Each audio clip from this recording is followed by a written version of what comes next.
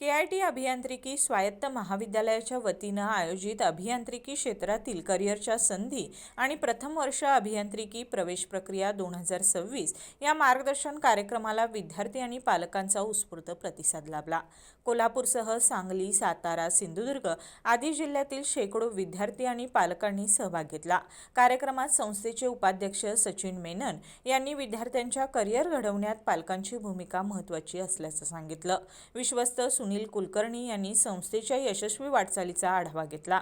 संचालक डॉक्टर मोहन वनरोटी यांनी कृत्रिम बुद्धिमत्ता, डेटा सायन्स, रोबोटिक्स, ऑटोमेशन यांसारख्या आधुनिक क्षेत्रातील करिअर संधींवर मार्गदर्शन करत विद्यार्थ्यांना कौशल्याधारित शिक्षण आणि नव उपक्रमांकडे लक्ष देण्याचं आवाहन केलं। अधिष्ठाता डॉक्टर महेश शिंदे यांनी CAP प्रवेश प्रक्रिया 2026 अर्ज भरण्याची पद्धत, आवश्यक कागदपत्र आणि ऑप्शन फॉर्मचे महत्त्व याबाबत सविस्तर माहिती दिली।